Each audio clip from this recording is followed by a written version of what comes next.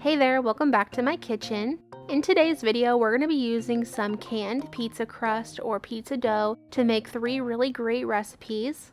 These recipes are not overly complicated and I think you can customize them however you want to, so hopefully everybody in the family can enjoy them. But let's go ahead and get started and I'll show you how to make them.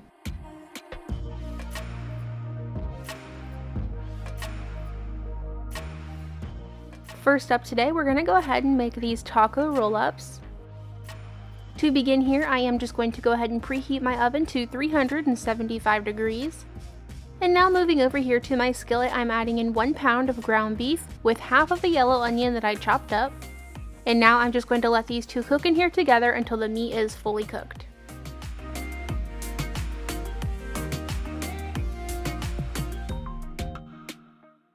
Once the ground beef is done, go ahead and drain off any grease if needed, and then you're going to add in 1 can of rotel or diced tomatoes with green chilies. I did not drain the juice out of this can, you can go ahead and just leave it in there. And I'm also adding 1 package of taco seasoning. Now just get this mixed together and let this sit on a low heat, stirring occasionally until all the liquid has disappeared from the pan. For this recipe, you actually only need to use half of this ground beef, but we love taco meat, so I went ahead and made the whole pound. So if you don't want to do that, then you could split this in half, or you could double the recipe and make 2 sets of taco roll-ups. Now moving over here to this bowl, I have half a block of cream cheese in here that is room temperature. Into the cream cheese, you're also going to add about half a cup of salsa. Any salsa you like. If you want to use one that's more spicy, you can do that. You'll just want to get this mixed up and set it aside for the time being. Next, of course, you will be needing 1 can of pizza dough. I'm just going to open this up and lightly stretch it out. I don't want to stretch it too far. I want to keep the dough still pretty thick, but you want to try to even out the sides to make it one nice big rectangle. Then you can take the cream cheese and salsa, and now you're just going to add that on top of the pizza dough. If at all possible, try to keep about 1 inch of space on all sides of the pizza dough that you have not covered with the cream cheese and salsa.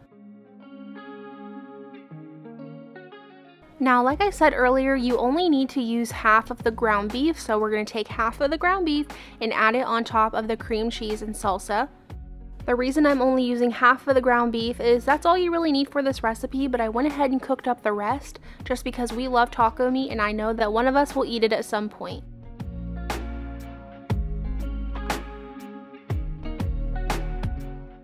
Now over top of the ground beef, you're going to add some shredded cheese. Today I'm just using a Mexican style blend.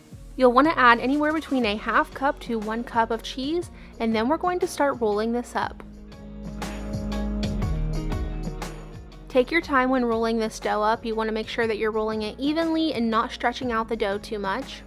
Once it's rolled up, you'll flip it over so that the seam is facing up, and you're going to want to take your fingers and just pinch that seam together all the way down and a little bit on the ends. Now taking a nice sharp knife, I'm going to go ahead and slice this so that they are in about 1 inch thick slices. The end pieces are going to mostly be dough, so you can cook them if you want to, or you can just go ahead and throw those away. Add those all over onto a greased baking sheet just like this. Sometimes you might have to move them around a little bit, clean them up a tad, but otherwise these are ready to go in the oven. I baked these for right around 12 minutes until the dough was starting to brown around the edges. Now this step is optional, you can eat them as is, but I'm going to top half of them with a little bit more of this Mexican style cheese. I didn't have enough cheese for all of them, so I just went ahead and used what I had. And then once they're covered with cheese, you can go ahead and add this back into the oven for about a minute or so, just long enough to melt the cheese over the top.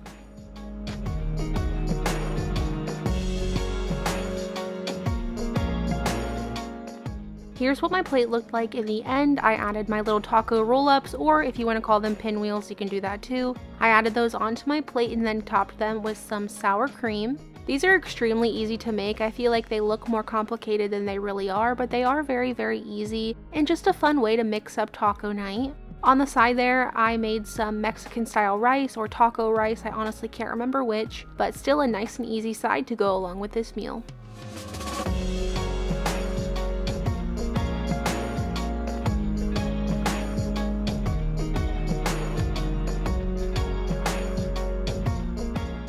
Next up, we're making some cheeseburger calzones.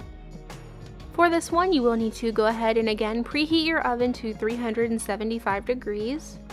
First thing I'm doing over here at my cutting board is just slicing up 2 whole onions. And then into this skillet here, I am just going to melt about a tablespoon of butter along with 1 tablespoon of avocado oil. Once it's nice and hot, you can go ahead and add in your onions, and I'm just going to lightly sprinkle these with a little bit of salt and pepper.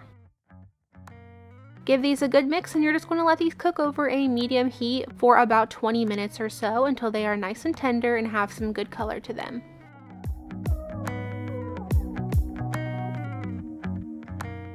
Into this front skillet here, I'm adding 1 pound of ground beef. To season this up, I'm going to be using this hamburger seasoning, but you can season this however you want to. I would season it any way you would season your normal cheeseburger patties, so if you like to use other seasonings, then use those. Today, I'm just using about 2 teaspoons of this hamburger seasoning. Now I'm just going to let this go and cook all the way through, and if needed, I'll drain the grease out.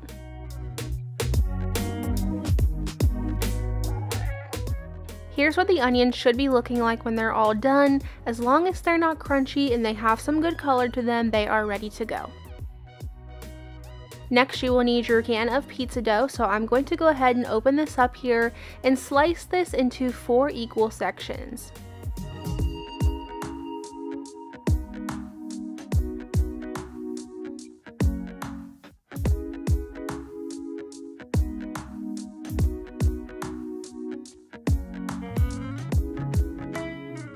Once I have them cut into 4 pieces, I'm going to lightly stretch out each piece to make sure that I can fit all the filling inside here nice and easily. To begin, we are going to start adding some cheese in here. I decided to use Gouda cheese. I just grabbed a little handful of that and added it into the bottom. Next, I'm going to add a nice big scoop of my ground beef in here.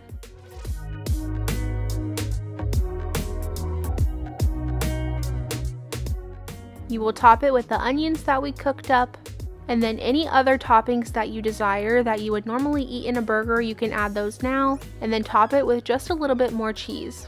This one specifically was for my husband, and he's very picky about his hamburger toppings, so I just went ahead and made this one pretty plain. Be sure to pinch together all of the edges. It's best to take the 2 corners and press them together first, and then go along the edges and seal it all up. Before adding this onto my baking tray, I am also going to take a very sharp knife and add 3 little slits into the top of this so it has somewhere to vent. This will also help it to cook a little bit more evenly. As you can see, I did add some tomatoes inside of mine just because I love tomatoes on my cheeseburgers. And if you want to, you can add any other cheese that you like American cheese. It's totally up to you. Those baked in my oven for right around 12 to 13 minutes until they were looking something like this.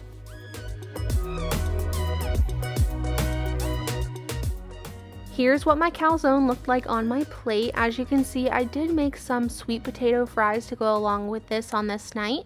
And then for my calzone, these actually turned out pretty good, but I honestly was regretting not adding American cheese in here. A classic cheeseburger has American cheese on it for me, so I kind of wish I would have added some American cheese in here, but overall these were really good. Now our last recipe, we are making these cheesy garlic breadsticks. For this one, you will need to preheat your oven to 400 degrees. Of course, you will be needing 1 can of pizza dough, and you will need a smaller baking sheet just like this, lined with some parchment paper. I'm going to go ahead and just stretch this dough out to make sure that it is covering the entire pan.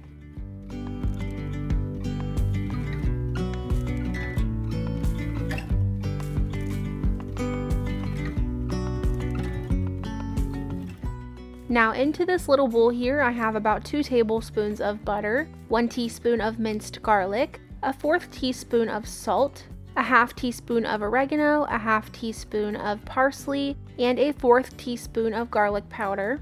Stick this in your microwave and just let it melt for about 30 seconds, and it should be looking something like this. Now we're going to take this mixture and add all of it onto the dough. I'm just using a little brush here, and I'm going to make sure that every little bit of this dough is covered with this butter seasoning mix.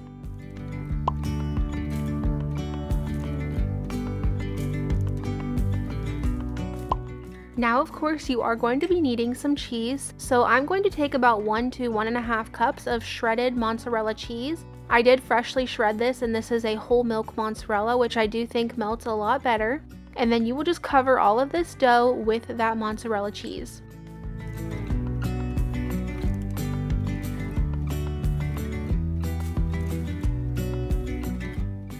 On top of the mozzarella, we're also going to add about 1/4 to 1/2 cup of shredded Parmesan cheese.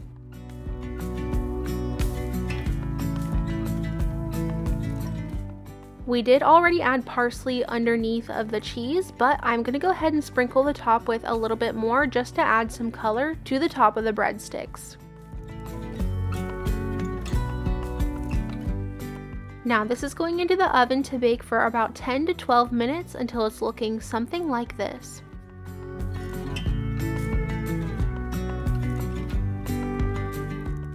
My husband actually came home from work this day and asked why I ordered breadsticks from a pizza place that is down the road from us to go along with our spaghetti, and I told him that I made them homemade, and he was kind of shocked by that because they honestly did taste just like the pizza place that we have down the street. So I took that as a very nice compliment. They did turn out really, really good. I especially love these edge pieces. They got a little crispier along the edges, but that made them extra good.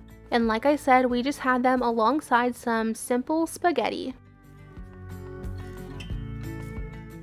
Thank you so much for watching today's video. If you did make it this far, don't forget to leave me a flower down in the comments below to let me know that you did.